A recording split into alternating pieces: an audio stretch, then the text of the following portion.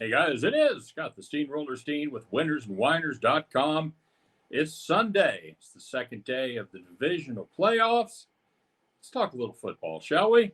Hey, take a minute, like, subscribe, push that thumbs up, all that stuff. Comment. Let me know what you're playing today. Let me know what you think of my play.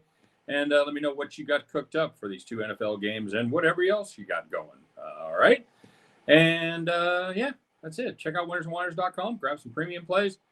Pretty cool. Check on the experts tab. You can check everybody's record and see who's hot and who's not. All right, let's talk a little bit about yesterday. First of all, apologies for taking two teams, taking each side of the college basketball game. I didn't even realize I did it.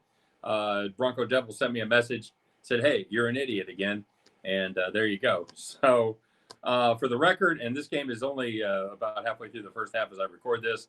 It was UConn all the way. If you go back and listen, I was singing the praises of UConn, despite saying Villanova at the end. So we'll see how that goes. Everything else is either in play or getting ready to kick off a little bit later in the case of the NBA. So we'll see what happens. In the meantime, let's take a look at what we got happening here in the NFL. Well, guys, you kind of knew what game I was going to bring you, didn't you? It's going to be the Chiefs and the Bills as according to Pro Football Focus, the first best and seventh best quarterback in the playoffs get going in this one. Oh, man. I can't believe some people have jobs. I really don't. So we'll see what happens. But we're looking at the Bills and the Chiefs. Bills at home, of course. We're going to play the total here of 45.5. You want a pretty good predictor of how a team is going to do and how they're going to end up in the season. Look no further than their red zone TD conversions, all right? 5 of the top 7 teams in a red zone conversion into touchdowns, well, they are playoff teams, including the top 2 seeds from each conference. The outlier in that formula is Kansas City. Well, not the worst of the remaining playoff teams, but Pittsburgh was in there as well. But Kansas City converts just 52.24% of the time.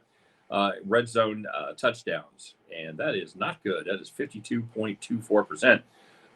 Just for a little perspective, last year they were second in the NFL at 71%. So, yeah, you might say they've taken a little dip this season. And they've been even worse lately. They've converted 30% over their last 3, including going just 2 for 6 against Miami last week. A lot of dry trips, not just inside the red zone, but inside the gold zone as well. Even as banged up as they are, I don't think there's anybody on planet Earth that thinks this Bills defense is worse than that decimated Miami defense that we played last week. So, yeah, I think the Chiefs are going to get another strong defense that they're going to have as an opposition on the road as well. Now, on the other side of the coin, you got red zone defense. Chiefs, good red zone defense, 8th in the NFL, giving up 50% of the touchdowns in the red zone trips. Buffalo is just 16th, which is a little bit surprising for me. But overall, both of these defenses are terrific scoring defenses. Kansas City is second in the NFL. Scoring defense, Buffalo is 4th. And this is a Buffalo team. Despite that, they have Josh Allen. They have Stephon Diggs. I was going to say they don't have Gabe Davis, Dalton Kincaid. But this is a team that's really kind of committed to running the football. They are 4th in the NFL in rushing attempts, averaging just over 30 attempts per game, and they average about 4.4 yards per carry, which is top 10. The Chiefs, well, they're down the list on both of those, but they would love to pound the ball like they did last week when they had 34 carries for 147 yards.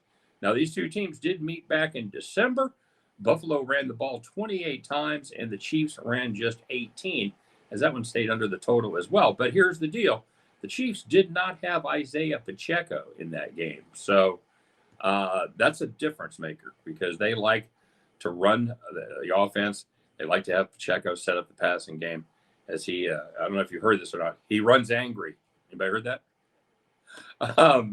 It's both. The weird thing is, as good as these defenses are as far as scoring and everything else goes, they're not that great against the run. Kansas City's 23rd in yards per carry. Buffalo's 28th. Finally, the weather's not going to be ideal. It's going to be in the mid to low 20s. Got wind gusts up to 20. No precipitation, it looks like, but we are going to have a little bit of a wind factor there. The way that breaks down, When the wind is 10 to 20, it has a small impact. Anything 20 and above has a lot bigger impact on field goal kicking, passing downfield, things like that. And always, we close with a trend. You guys like some trends? Kansas City's 12-6 to the under. They've seen it hit an 11 of their last 14. Buffalo 11-7 to the under. And over their last 6 games, they have given up just 16.3 points per game.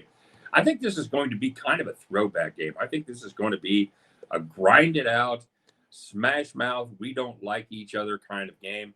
And I think it stays under the total. Give me the Chiefs, Bills, under 45.5. At the end of that one, you guys can join me as we pick up our winning tickets and head back to the window. All right, you guys have a great day. Hope everything went well on Saturday.